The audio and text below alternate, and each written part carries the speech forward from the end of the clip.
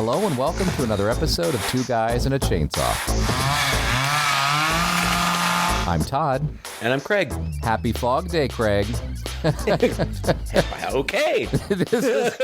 Happy Fog Day to you. You may be asking, what is Fog Day? I didn't even know Fog Day existed until now. But indeed, it is April 21st, Fog Day.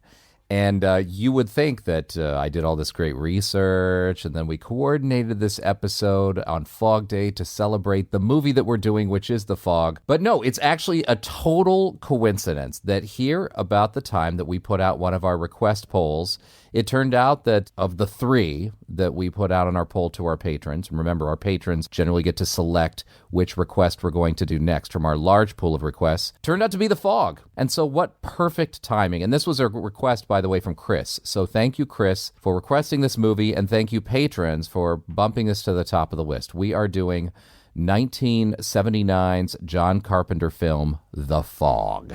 Now, I saw this movie first when I was a kid. Probably earlier than high school, though. I'm pretty sure I was in middle school, either rented it or saw it on TV. It's interesting because one of our patrons, when he admittedly chose this movie, said, I loved this movie more for the atmosphere than the actual movie. I think he more or less said nothing really interesting happens until the very end, and then it just seems very abrupt. That is my memory of this movie. So I have to say, going into it, I was like, okay, The Fog, it wasn't going to be the one that I chose, but I figured this was the kind of movie we would have to get around to doing anyway. And since I hadn't seen it since I was super young, I was anxious to get back to and watch it. But that was my recollection of the movie as a kid. Kind of disappointing. Nothing really happened. And then, boom, the ending came and then it ended. Now I'm going to save my feelings about it until I hear from you, Craig. Had you seen this before? And what had your feelings about it? I know I've seen it before. I think I've probably seen it before more than once.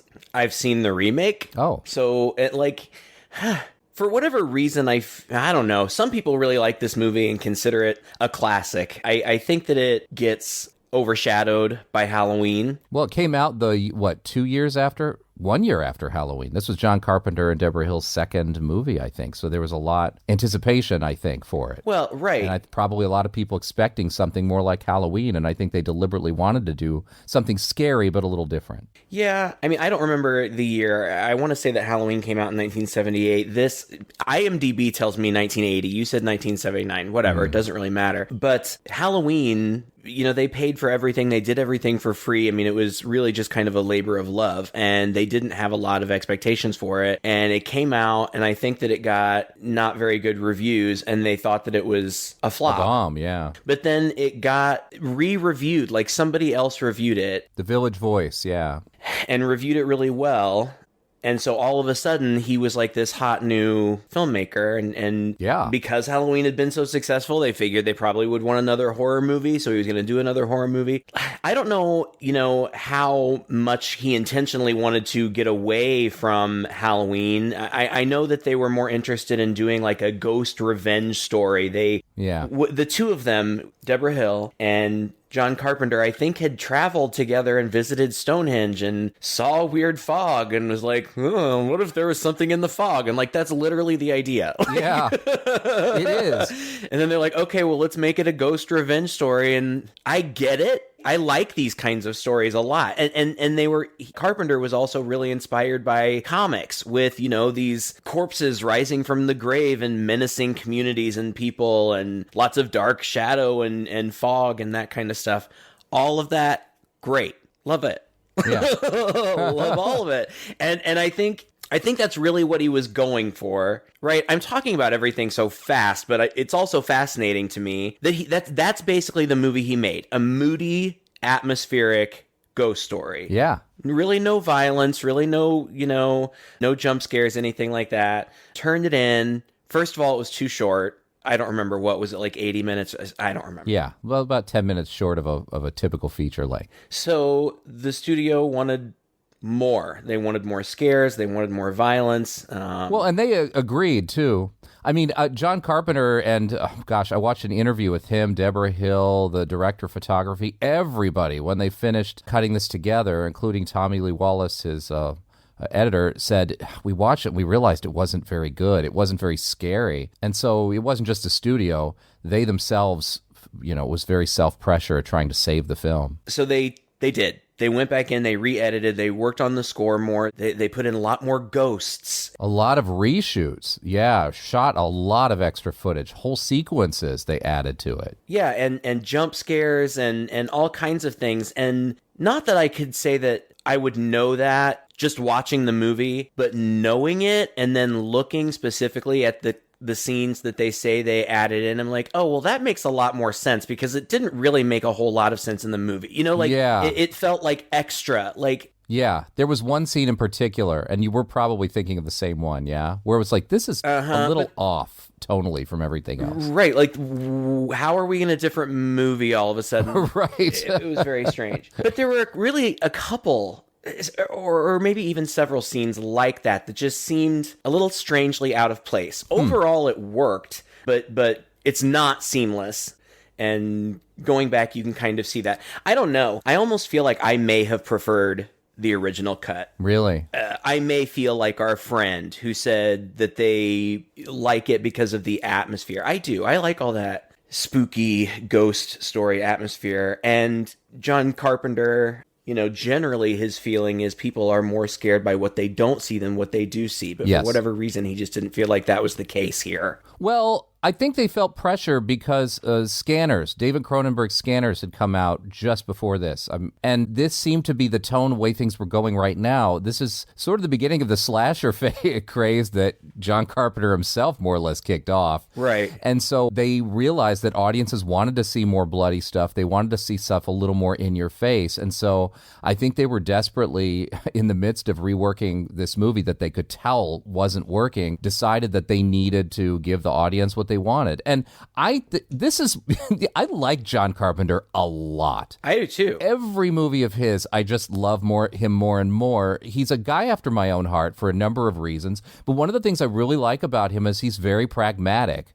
As a director, he makes no bones about the fact that he's in this business to make money. But you can tell he's an artist. He's not a hack job. He makes really interesting movies. He goes out on limbs. He tries high concept stuff, but he has a smart sensibility about him where he thinks, kind of like in a way like Hitchcockian, although he never wants to be compared with Hitchcock because he has too much respect for the guy. But he's like, people are often scared more by what they don't see than by what they do see. And so he has this tension in his movies, yet I know it's great that he put this together. He said, you know what? This doesn't really work, and I don't think, given the state of the market right now, that audiences are going to respond really well to it. We need this movie to make money, so let's insert some things they're going to respond a little bit well to. And kudos for him for having a pulse on the audience and throwing some of that stuff in there. I actually think it's a better movie for it, honestly, because I totally revised my feeling about this film this time around. And I don't know what it was. I don't know if I'm just an older guy, I'm in a different place, or I was just in the mood for a movie like this. I frickin' loved it. I was eating up every minute of it, and I was not expecting that at all. Because that was not my recollection of, that was not how I first received the film. So, like I said earlier, talking about how John Carpenter is a guy after my own heart, I love his movies, but I feel like we also had similar sensibilities growing up. I talk a lot about on this podcast about how my dad influenced my love of sci-fi and in a way, horror, even though he was never a horror guy. He was really more into sci-fi and that kind of element of fantasy. There's a lot of crossover in there. And I had a lot of these old 1950s style horror movies at my house or sci-fi movies at my house. I was not surprised. And we've talked about it too. We did Village of the Damned here, where John Carpenter was inspired by that old 50s movie. And so he and I saw a lot of the same movies growing up. The only difference was they were contemporaneous to him. Right. And for me, they were things my dad showed us. So I wasn't also surprised to hear that along with Stonehenge, he took a lot of the visual and thematic elements from this old movie called The Crawling Eye, or I think its original title was The Trollenberg Terror, in Britain anyway, but then when it was exported to the U.S., it was called The Crawling Eye. And my dad and my uncle, apparently when they were kids, saw The Crawling Eye on TV, and to this day, they talk about how much that movie scared the bejesus out of them when they were kids, to the point where I want you and I to do an episode on The Crawling Eye and bring my dad and my uncle in just because. That'd be fun. It is such legend in my family about it that I'd kind of want to see it myself. So I was really pleasantly surprised to see that he took direct inspiration, because I think they're monsters who come out of the clouds, essentially. Yes. Yeah, I heard about that. But yeah, so that's kind of cool. And so we've seen a lot of the same stuff. EC Comics, like you said before, big impact on me. Obviously not contemporaneously, but much later became a big interest of mine. I love those ghost stories. It was so obvious the minute we started watching this. I was like, oh yeah, totally could have been a long-ass episode of Tales from the Crypt. You know? Absolutely, yep. That's the style of this film. So this all just fit right in my wheelhouse. And unlike the first time I saw it, I honestly didn't find it boring at all. I recognize it's a slow burn, but I also feel like he's very effective at getting a good atmosphere going. A lot of that has to do with the score. He self-scored again, like a lot of John Carpenter movies, but he's really good at this. And so I was entranced by the score, and I was really entranced by the cinematography. I thought the cinematography of this film was fantastic. Yeah, it looks great. I mean, I'm sitting here looking at the IMDb page, and just the few images that they have up, each of them looks like a photograph. It looks like amazing. It's very intentional. It's very intentional in the way that it's lit, in the way that it's framed, and the framing is interesting because technically this is a low budget indie, right? Yeah. Like I don't really remember what the budget was. Maybe but about $1 million. It was originally $800,000, and then once they decided to go in and redo stuff, it bumped it up to $1.1 million. It looks expensive. Yeah, it really does. He shot it at anamorphic widescreen too, which is a Panavision process of putting a different lens on a camera so you can get something really wide on a 35 millimeter. And that was a very conscious decision of trying to make this look bigger, and it works. It totally works. It totally works. Like, I don't know. There's just something, widescreen, like that's cinema. That's film, like, and it does, I'm looking at a close-up of Adrienne Barbeau right now, and it's a close-up right on her head. She's holding a telephone, but she's way to the left of center. And so there's a lot of this space. Like it just creates so much space. And especially when you've got like one of your principal antagonist is fog. Like you've got to give it space to move. True. It doesn't it's not going to be as threatening or eerie if it's just scooting across a square screen. Yeah, a small screen. Yeah. My point is, it looks great. I agree with you. I think the cinematography looks great. I think it looks expensive. It's really well shot. It blows my mind that it was shot on that low of a budget. And the special effects, I found myself, again, nowadays, do people even sit back and go, God, the effects in that movie were great anymore? Because just like anything's possible, and you kind of cease to be amazed by anything because, well, they did it in the computer or as a half computer, half green screen or something. But when you go back to a time period like this and you know that was not what they had, no possibility of doing that at this time. I'm watching the way this fog is creeping in down these streets and all this stuff. And all I'm thinking about in my head is, how the hell did they do that? The fog has motion. It moves. It really seems to be going after these people at one point. And I got down this rabbit hole and figuring out how they did it. And it was really genius. They talked about how difficult it was to work with this fog. And, there are fog people in Hollywood. I mean, there are guys who their specialties are just handling fog because it is a big part of film, right? Mm-hmm. It can be subtle. Sometimes it's just there to reflect light and create a mood. But in this movie, it is, like you said, a character. And so the pressure's on to make this thing not just look like they were blowing a bunch of smoke in front of the camera. Mm-hmm. And they succeed in that too. And I just didn't remember that. I didn't remember so many shots of fog, getting into all these spaces, literally seeming to chase people down the street. And with early 80s, late 70s tech, it's mind-blowing how they did it. It's so cool. I mean, basically what they did for those street scenes is they would shoot the street, and then they went back on the soundstage and they recreated the street in miniature with the buildings all covered in black, so they could just shoot the fog and they could more easily direct it down these areas and have it envelop those spaces and those buildings in a very, very natural way. And then just superimpose that on it, and it works. It's so smart, and it's so good. Oh, it looks great. It does. It looks fantastic. It shows its age a little bit. It's also like a glowing fog. And they did other cool tricks too, like shooting things in reverse, because I guess it's really difficult to make fog roll away, in or out, yeah. Or whatever.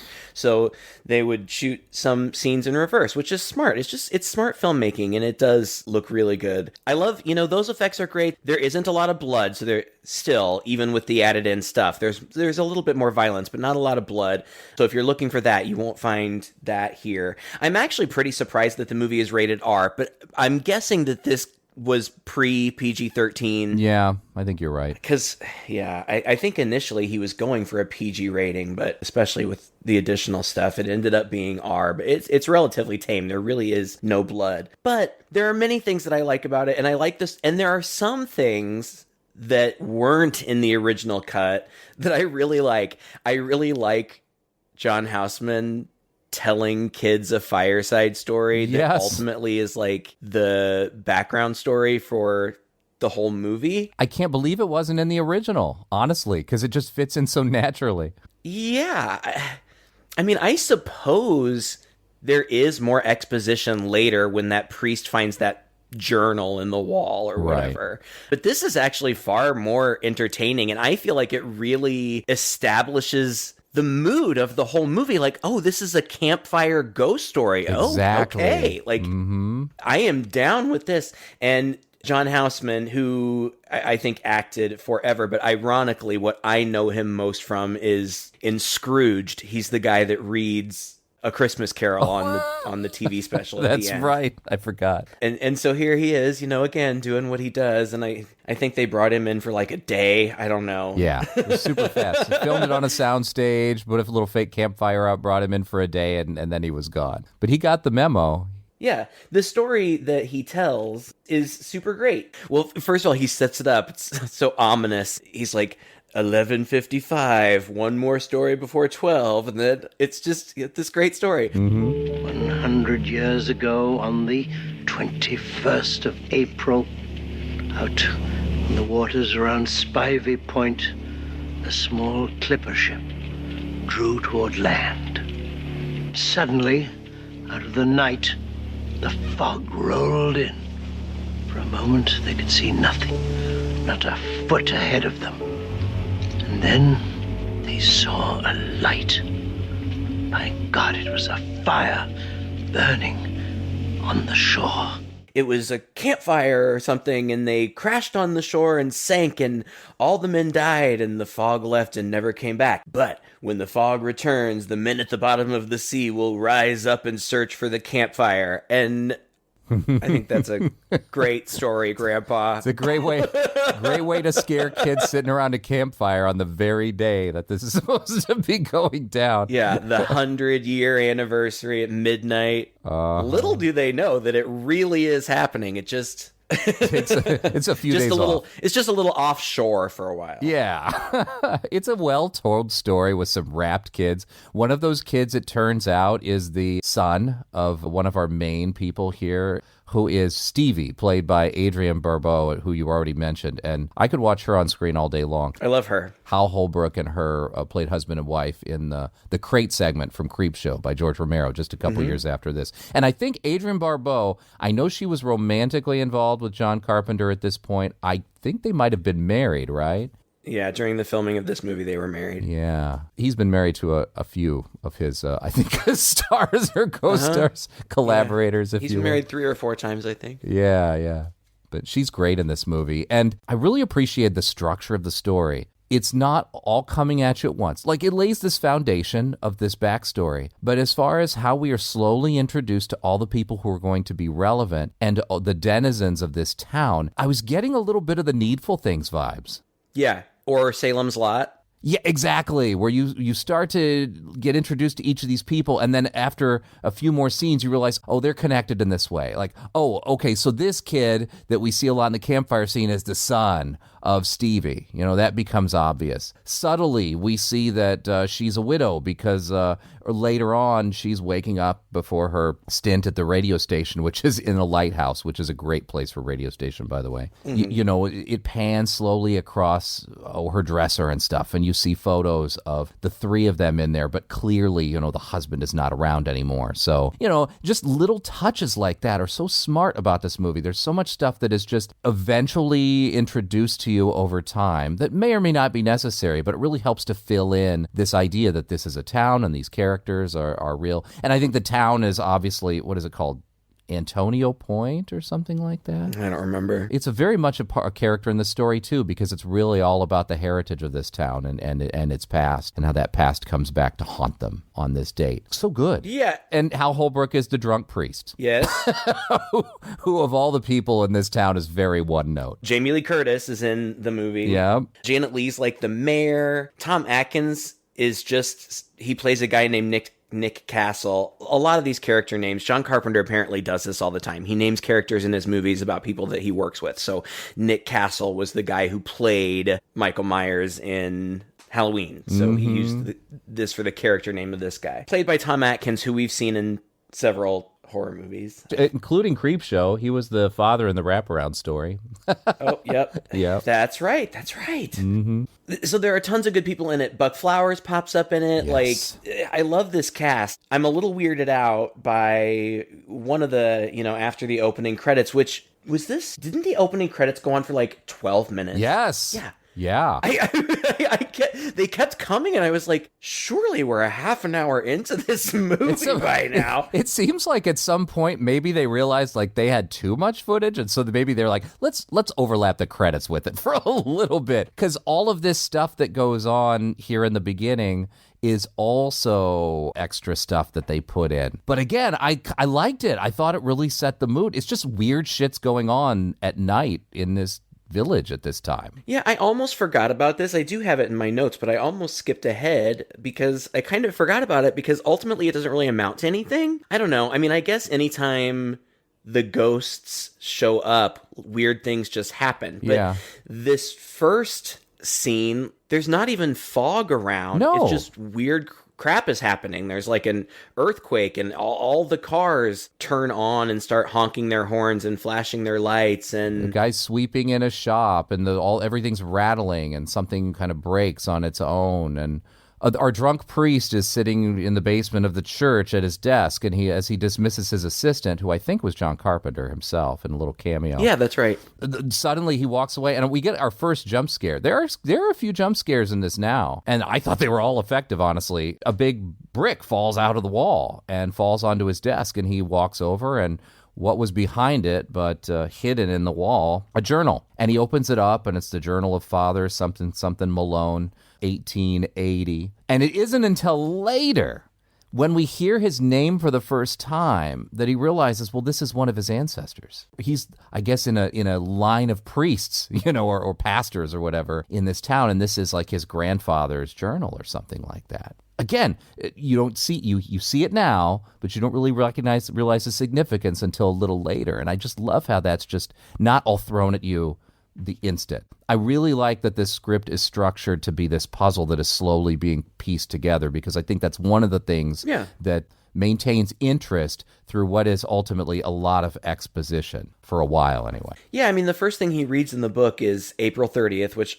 I think is that day. Mm-hmm. 12 to 1 belongs to the dead. And that's when all the weird stuff starts happening. I guess kind of culminating when Nick Castle, Tom Atkins, picks up this girl, Jamie Lee Curtis, on the side of the road. Now, her name is Elizabeth. I'm not sure how old she's supposed to be, and I'm not sure how old she was when she filmed this. I'm guessing early 20s, but he's like pretty old. 70. He's a middle-aged guy, let's put it that way. I could probably look it up, and he's probably our age. I think he is. He's probably in his 40s. But you're right, like the age gap looks pretty wide here for these two, who get very, very flirtatious very quickly.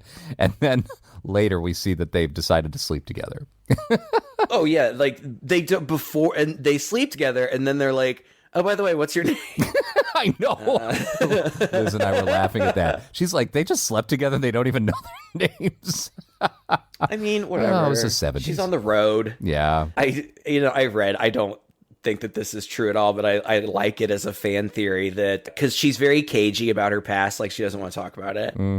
But she does say at some point, "Oh, I'm bad luck. Everywhere I go, bad things happen." And she's saying this like as dead bodies are falling around. Right. And so some people are like they think that she's Laurie Strode, and she was so traumatized by what happened in Haddonfield that she's changed her name and is going on the road to find herself. Bad things keep happening all around her. Right, like she's a bad luck charm or something. This was very like Tommyknockers, right? Where it's like the right time in this town, and then suddenly bad things are happening really, really quickly, including when they drive into town. Because at first I thought, oh, this guy's driving through town. I didn't think he lived there, but he actually does. And again, in line with all this other stuff, with the horns honking and things breaking and the stone falling and everything, the windows of his truck just shatter. Oh, right. The windows and the windshield spontaneously shatter. And I have to admit, it bothered me a little bit because later on they're driving down the road with this completely shattered windshield. And you'd think the windshield was still in place because there is no wind blowing their hair. That's funny. Anyway. Yep, and then so Stevie's at the lighthouse, and she's this very sultry nighttime DJ, of which we don't have anymore. I love it. Oh, it's so nice. Do you remember Delilah? There was a nighttime radio host named Delilah, and she played like in our town, like soft rock and like romantic stuff. No, it wasn't in my town. It was a national syndicated thing. Oh, was it? In fact, I only heard. I didn't even hear it in my town. It would only be if I was like driving through cities and stuff. But she reminds me of Delilah. If any of you remember who that was, yeah, just the very sultry voice. It's exactly 12 minutes after midnight. And this is Stevie Wayne, your night guide, around until about 1 o'clock. I'm high tonight in the KAB Lighthouse on Spivey Point. And in case you've forgotten, it's April 21st, and a happy birthday for Antonio Bay. Now there's a celebration planned for tonight. So if you're so excited about it you can't sleep, well, stay up with me, and I'll figure out some way to keep you occupied. It did kind of bother me that everybody in town are huge smooth jazz fans. Well, that's what you got to play at night anyway. We mostly hear her doing her show at night, right? I guess. The dialogue is like, and if you're lonely tonight, I'll try to find something to keep you excited. Smooth jazz. Like, baby, that ain't gonna do it. And sleep. No, I am fast asleep. Yeah. She's got a guy who's calling her too, and they've got this cute little relationship that apparently has been only over the phone, even though I guess he's within very, very short driving distance of where she is. And he's at the weather station, I guess, where they're monitoring the weather, and she'll report that there's fog rolling in or something, or that the weather's happening, and this guy will call back and say, "No, you're wrong about that." And what was his name? I don't think I don't remember. It doesn't matter. Weather guy. Yeah. We'll call him Weather Guy. So they got this cute little relationship going, which I thought was fun. And I really liked the relationships between all these characters. They felt really real. They felt like they had a bit of backstory behind them. Mm-hmm. It was just cute. And then we're also out in the water where Buck Flowers is with a couple other guys, and they're on a fishing trawler. And Weather Guy gives her... He says there's a big fog rolling in, and it's approaching this one particular ship. I guess he has really advanced technology. Right, like it's like a fog tracker, right? It's almost like the beeping sonar from I can't even imagine this is real. I think it was just for the movie, right? Where I think the little green thing sweeps around, and then you just see a big blob on there that's supposed to be fog. Yeah, I think I read somewhere that like we still don't have technology that can detect fog. Maybe I'm making that up. I don't know. But anyway, so she gets on and she's like, whatever ship you are, you better look out. There's a big fog coming. And then it's the hull of this ship where these men are all just drunk and like lounging around on each other, like these burly sailor men. And Buck Flowers is looking out like the peephole or manhole or whatever the window. And he's like, there ain't no fog coming in. and then 1 second later, it starts rolling in. He's like, "Hey, there's a fog wall coming in."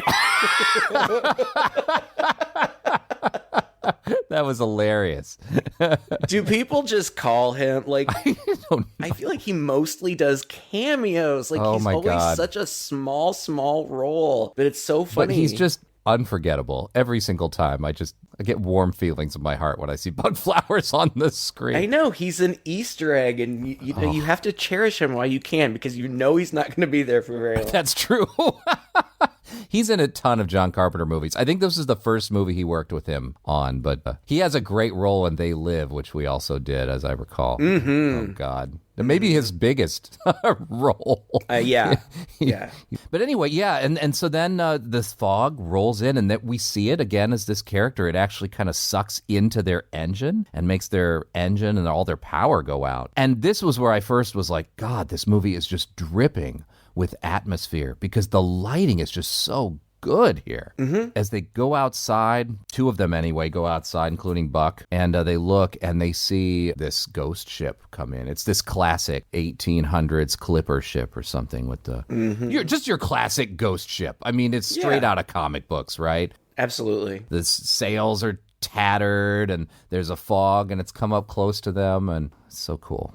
And we've said this about other movies too, like Creepshow, and it seems like at least, not all the time, but many of these frames are set up so that they look like comic cells. Yeah. Shooting that ghost ship from the character's POV, so you're looking up at it and looking up into like the skeleton of the sails as it slowly goes by. Then the ghosts arrive, but they are just black silhouettes with the light emanating from the fog behind them. That is a cell directly out of one of those comics. And I love that. Like, I will just eat that up with a spoon every time.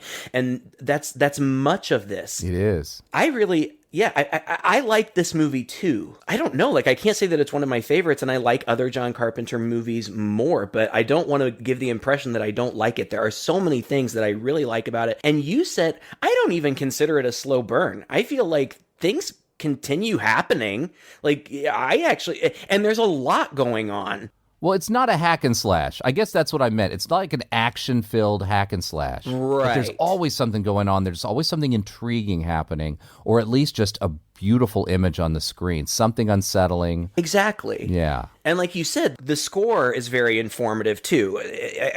Carpenter does such a good job with that, of letting me know when the tense moments are, or they're coming, or when I can ease up a little bit. He's really good at that. And I thought that it was well paced because apparently the rules for these ghosts are that they can only be out from 12 to 1. Yeah. So the first night that they're out, like they have a ghost curfew. That's so cute. The first night they're out, like they break a bunch of shit mysteriously, apparently. Weird things happen. They kill the guys on the boat. Yeah, all three of them. I think they almost get to, like, there's a knock at Nick and Elizabeth's door. Yeah, well, first of all, real quick, they kill the guys on the boat, and I forgot that this movie went here so early. And I forgot that it was actually this explicit and brutal. And I don't mean it's really bloody, it's not, but they stabbed right through this guy, and then they hook another guy right in the neck, and then they sneak on the ship, and there's an arm coming out and everything. And I mean, you talk about mood and the lighting. I loved that scene where the last guy is inside the boat and he's calling out to the other dudes, and just like out of Halloween, really, you see that figure appear far behind him in the, I guess you call it the doorway, just lit by the back. But because the light is kind of swinging and it's in and out, every time that light swings back around, that figure's a little closer. And then it swings out and it's just, the guy's completely surrounded in shadow. And then that light swings in, that figure's closer.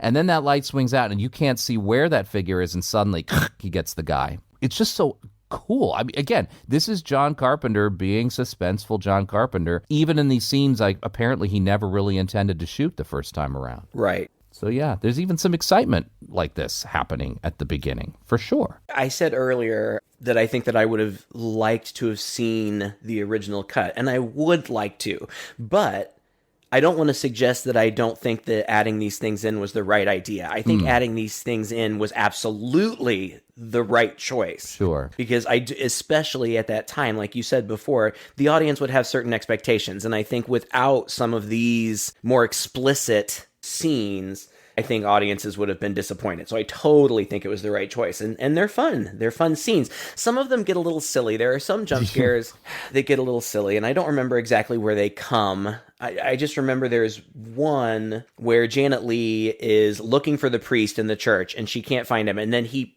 pops out of the shadows like fucking Pennywise, like he was like shoulder. It almost looks like he was intentionally hiding from her and trying to jump out and scare her. It's true. It's a little silly. And I definitely jumped, but there are a couple of stupid ones like that. There are, yeah. Well, you were talking about Nick and Elizabeth, who are now lounging half naked at his home, flipping through magazines or something, and there's a knock on his door as well, and you can see the silhouette of somebody outside there, and he's just about to answer it when it turns 1 o'clock, and I think this is another jump scare, right, where the clock shatters. Yes. At 1 o'clock, and then he opens the door and sticks his head out, and there's nobody there. I was still waiting for something to get him, but it didn't. Right. Yeah. But now we have 24 hours to meet a few new characters and start putting these things together and getting some exposition. The first thing, and again, I don't know if this was in the original script or not, this was one of the stranger things to me. We don't even know yet that little boy from the beginning, we find out here pretty soon. We see that little boy from the campfire looking along the beach. I thought he was going to find a body. I thought he was going to find one of the sailors, but he doesn't. First, he sees like a gold doubloon, and then a wave comes in over it and pulls back. I didn't know what was going on here. I thought that, okay, well, I guess the wave pulled the doubloon away and washed this board up. But he takes it and shows his mom, who turns out to be Stevie, and he's like, Mom! Mom, come on, get up. Look what I found. But look it. First it was a gold coin, and then it turned into this neat piece of wood. This is one of those times. But look at it, Mom. and she's like, okay. Whatever. Run along. And she's got this board, and what does it say on it? Dane? I think it's supposed to be part of the name of the ship. Yes, it is, 100%. Hey, when the kid comes in and gives her the board, as he's leaving, he says, "Can I have a stomach pounder and a Coke?" What does that mean? I'm not sure. I don't know if it was like a snack of some kind. I don't know. And she was like, "Nah, maybe later." I don't know if you should give your kid a stomach pounder. Sounds like a drink. It sounds like a mixed drink, doesn't it? I don't know. It sounds like something you shouldn't eat. Someone's going to educate us about that later. It sounds like something that would be on one of those like novelty menus, like at one of those right burger places where if you can eat the 5-pound burger, or like if you weigh over 400 pounds, you eat for free or whatever. Eat the stomach pounder in 10 minutes and you get it for free and your name on a plaque on the wall. We also find out now that Nick either I think, does he own the boat? Or he's somehow connected to the boat. Somehow, yeah. And he knows the crew. And so he's worried when he finds out that they're missing. And Elizabeth's tacking along with him. And she's like, "I'm just going to stick around." He's like, "Didn't you need to go somewhere?" She's like, "You know what? I think I'm just going to stick around." Yeah. So we know they're going to be a couple she doesn't for a have while. anywhere to be. Right. Yeah, they're going to be together. And the movie is kind of set up that way. Like, these stories are happening concurrently. And they are connected. But they're still like disparate stories. Yeah.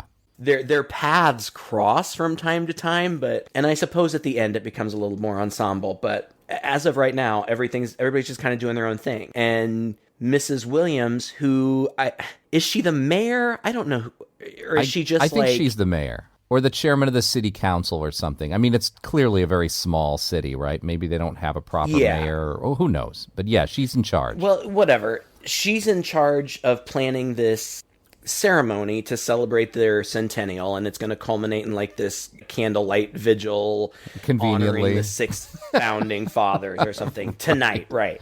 At night. Usually we do this shit in the day, but oh well.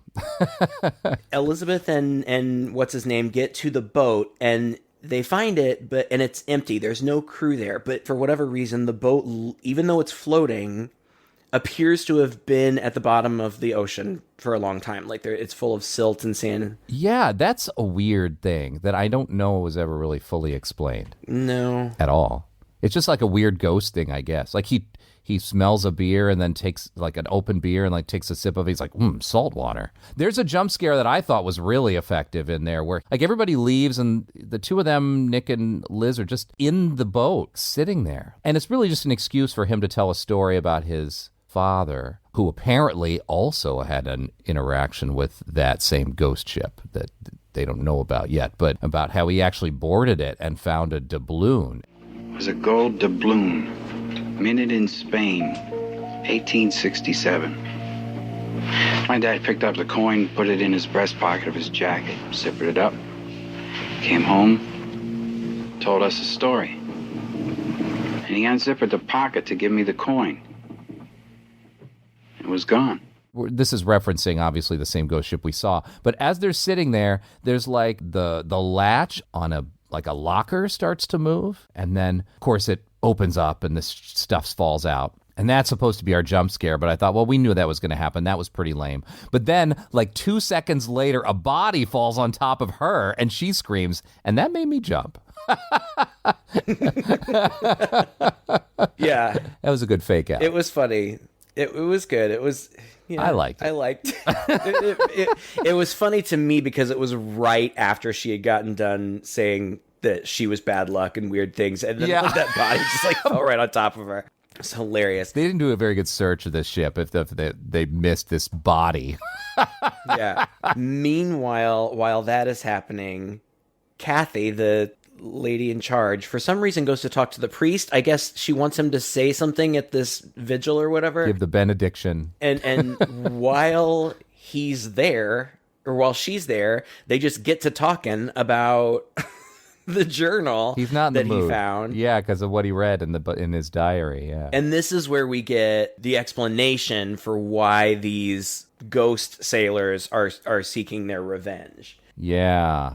Somehow, okay, I was a little mixed up on this. Same. Because there was something about the captain of the ship wanted to establish he was maybe a leper and wanted to establish a leper colony nearby, and they weren't excited about that, and he took some gold to do that, but maybe, and I don't really know the motivations, but for whatever reason, the town or several co-conspirators, including this priest, did this trick that the guy at the very beginning told us about, where they lit, I don't know, they were sailing out or in. None of this makes sense to me. But anyway, they're out on the water. They crash into the ocean, into the shore. The whole ship sank along with all of the gold that they were going to use to establish their colony. And those conspirators went down and grabbed the gold and took it. So it's like a lost gold situation as well.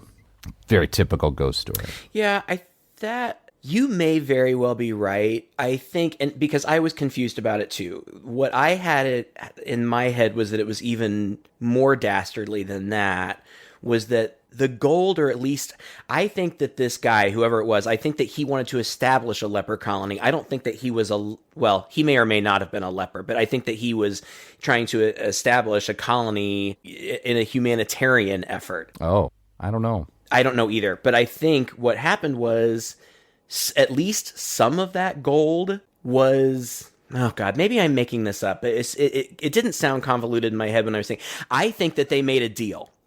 I think that the guy who wanted to establish the leper colony made a deal with the leaders of this township or whatever it was, this colony at the time, and said, we want to establish this leper colony nearby. We will give you money. And the colony leaders, the 6 of them or whatever, wanted the money, but they didn't want the lepers. Oh, gotcha. So that's why they sank the ship, and they were just going to take it all for themselves, which apparently they did. I have no idea. You could totally be right. No. Anyway, it doesn't really matter. Now we know why they're mad. Yeah, their gold got stolen, and their ship was sunk by these people in the town. And the priest in his diary admits that he was one of them, and that's caused him a lot of consternation. Oh. Right. I have down in my notes, crazy jump scare. Oh, I know what that is. So now we're back at examining the body. Oh, yes.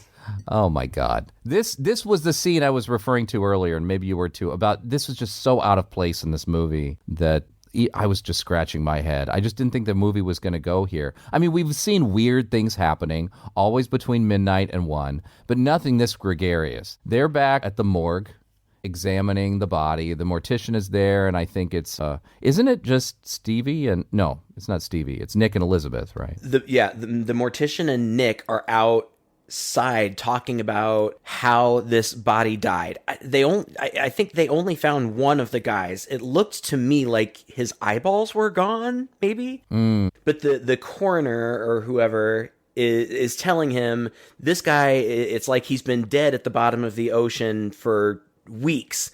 And Nick is like, that can't be. I just talked to him yesterday. Okay, so that's happening out in the hall. Meanwhile, Jamie Lee Curtis is just sitting in there with the corpse.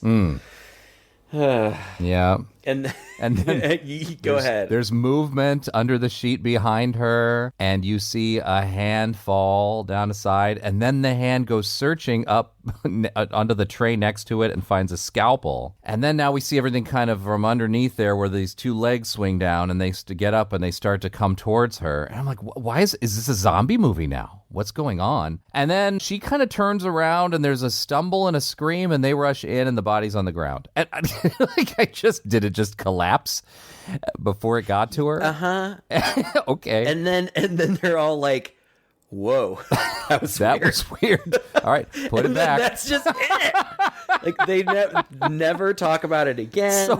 So dumb. It doesn't make any sense. It's entirely out of keeping. Like, that shouldn't be happening. Yeah. These kinds of things are only supposed to be able to happen between 12 and 1. Yeah. And certainly nothing like this, really. Yeah.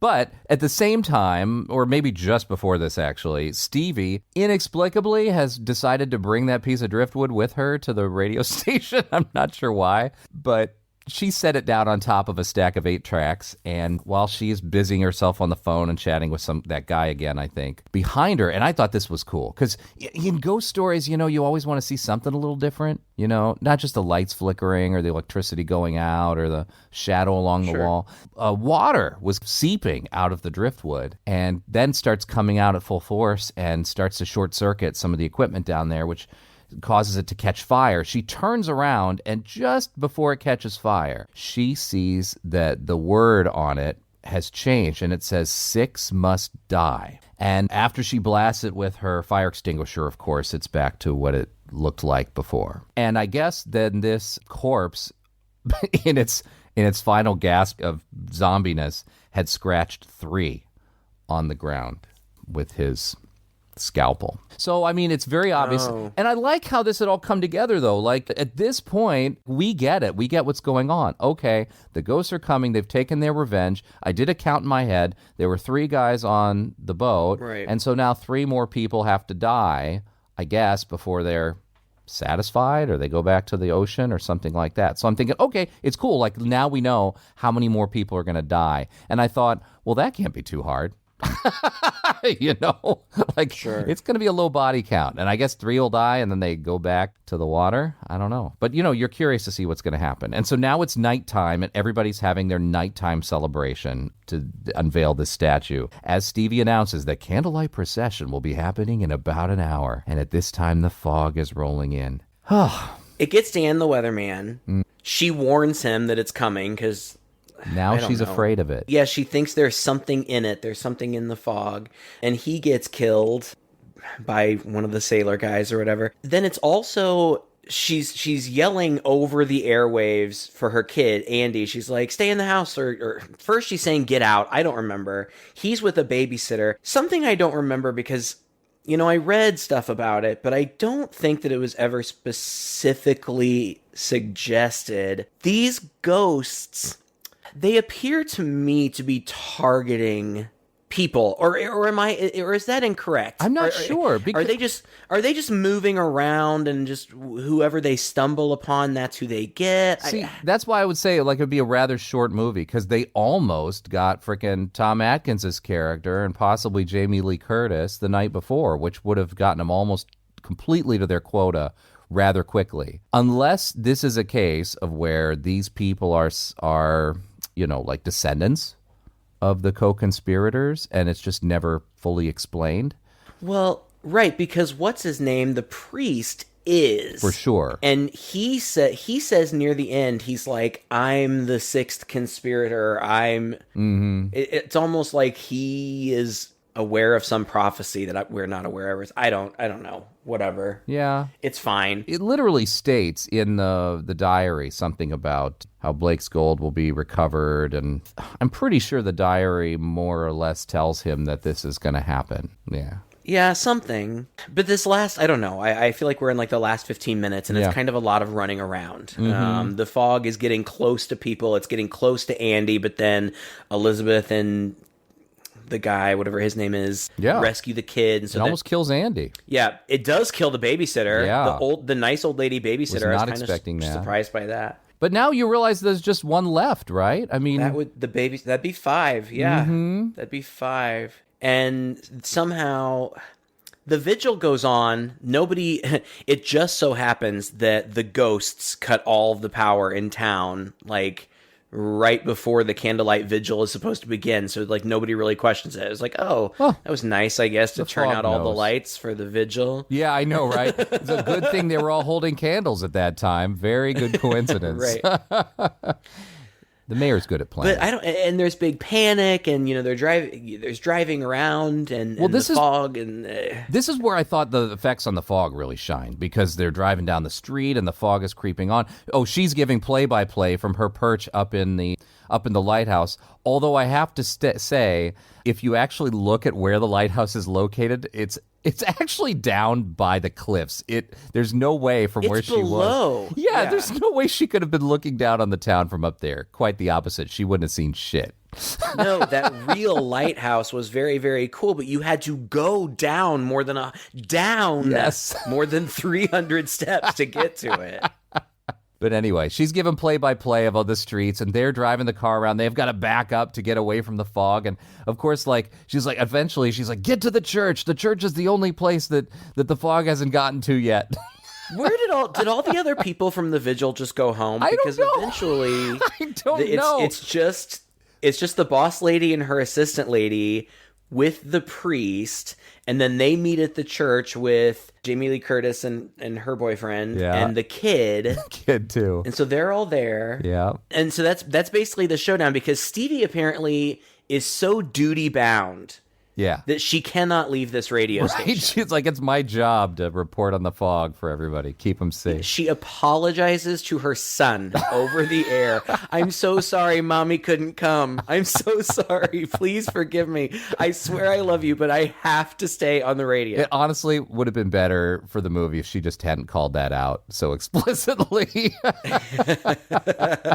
And she never does leave. No. Like, does she even have any scenes with anybody? I don't remember. That is a very good question, because what happens next? She has a scene. She has that scene with her kid in the morning. And when that's he gives her the wood. I think that's it. She talks to other people on the phone, but I think the rest of the time she's just on a set by herself. You are right.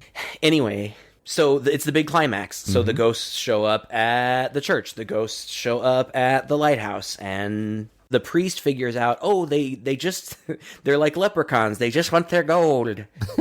There must be gold somewhere. Let's go back downstairs. Maybe it's right here. Yeah, right.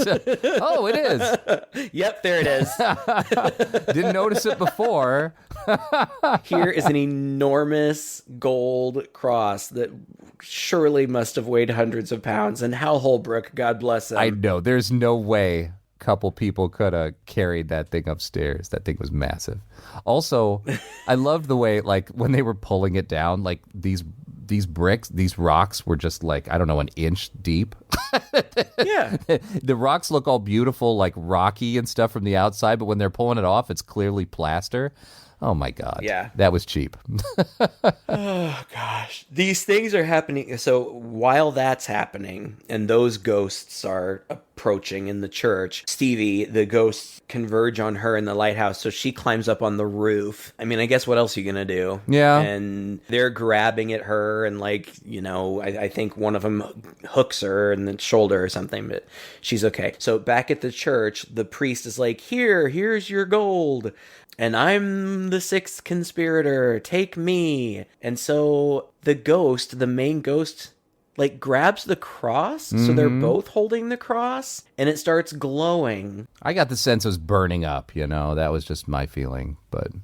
Well, Nick, or whatever the guy's name is, who I can never remember, like pulls the priest away, like off and onto the floor, and then the cross kind of just, it doesn't explode, but like just a super bright light, and then the ghosts are just gone, right? And the fog's gone. Everything's gone, including from the top of the lighthouse. And so I'm sitting here scratching my head. I'm like, okay, so if they get their gold back, then they don't need to kill the sixth person, I guess? Because they're all gone. And everybody hugs. And I thought, well, Stevie's at least going to need to find a new babysitter. But everybody else is fine. The fog's gone. And I guess that lifts the curse, right? At least that's what I'm thinking. Right. But Stevie on the radio, like, warns that the fog could come back. Mm-hmm. And then it cuts to the priest in the church, and you see some fog come out from under a door, and then... That was kind of cheap. I mean, I don't know. I thought it would have been better if the priest just died along with the gold cross, and then that kind of is a neat and tidy bow on the whole thing. Yeah. They got their 6 people, they got their gold back, which presumably means they've got nothing to come back for, and they've been satisfied, and the ghosts are done. This was obviously constructed so that they could have that one last jump scare at the very end, that zinger, that are pretty typical for horror movies. And I would like to think that wasn't part of the original. I don't know. We did, when Stevie's fighting them up on top of the tower, there's one moment where we throughout the whole rest of the movie, we really don't see their faces. They're mostly just silhouetted. They're kind of hooded. Mm-hmm. But for one moment, we see one of their faces, and it's just a big globby, maggoty mess. Oh yeah, and I didn't care for it. They could have not shown that, and I think it would have been better. But oh yeah, that's a small complaint. Way better, like when they're just shadowy ghosts and not so much like it's like kind of a zombie type thing. Yeah, I know what you're saying. I don't know. It was really weird. It was like green, and it was strange. It was definitely a late addition. I know that for a fact because I read about that. And Rob Bottin was the guy who did all the makeup effects and that thing in particular. I think we've talked about him before because when we did The Howling, he was makeup effects creator on The Howling, and he worked with John Carpenter a lot. The Thing, he did the stuff for Explorers and Legend and Inner Space and RoboCop and Piranha 7 even. And Basic Instinct later on, Total Recall. Basically all of my favorite movies this guy did pretty much the makeup effects for. But this was one of his earliest ones. Yeah. It's I'm telling you, man, I just freaking loved this movie. It just hit all my right buttons. I was in the mood for a spooky ghost story like this. I thought it did have momentum throughout. I could see where some people might call it slow, but I was engaged throughout the whole thing. I liked how the plot was constructed like a puzzle that pieces together. I got a real sense of place. I felt that this place was a real town. These characters were real. They had real relationships. It hit all my buttons, and I just was really, really happy with it. It's totally different from what I remembered as a kid. I think I would totally watch this again. I'd introduce other people to it. I highly recommend it. Yeah. I recommend it too, especially if you haven't seen it. I mean, so many especiallys, especially if you like slasher movies, especially if you're into 80s stuff. If you're a John Carpenter fan and you haven't seen it, Adrienne Barbeau is worth the price of admission. Yeah. There are so many great things about it. I think for me, more than I love the movie, I love the nostalgia that it inspires in me. Like, this is the type of movie that I really love, and it's a really well done one. I will watch it again, I'm sure. I know I've seen it more than once before this. It's not one of the ones that's in my regular rotation. Sure. I guess probably just because it's not one of the ones that I consumed like on a monthly basis as a kid. I just didn't see it as much. We didn't have it, so I don't have that kind of connection to it. I'm not as inspired to watch it that often. But when I do, it's lovely. Like it's really nice. I think the atmosphere and just the cinematography are my favorite parts of it. But I agree with absolutely everything that you said. I don't find it boring. I didn't find it slow. I was engaged in every moment. I loved the score. There are so many wonderful things to say about it. So yeah, I agree 100%. You should watch this if you haven't seen it. Well, thank you so much for joining us on this Fog Day. Happy Fog Day, everyone out there. Thank you to our patrons for putting this to the top of the list. Thank you, Chris, for requesting this. We were so excited to do this today. If you have any requests for us, you can reach out to us anywhere we are just by Googling Two Guys and a Chainsaw. We've got an Instagram out there. We have a Facebook page. We also have our website, chainsawhorror.com. You can become a patron yourself by going to patreon.com/chainsawpodcast. $5 a month gets you the ability to help shape our show, just like our patrons did today. We have an awesome book club going on. We've got mini-sodes, unedited versions of our phone calls that go into this podcast. All you need is $5 a month. Go over there, become a patron, support the show. We just love you for listening. We love you for passing this along to a friend. If you've got a friend who is celebrating Fog Day with you, pass this along. I'm going to milk that Fog Day shit for all it's worth.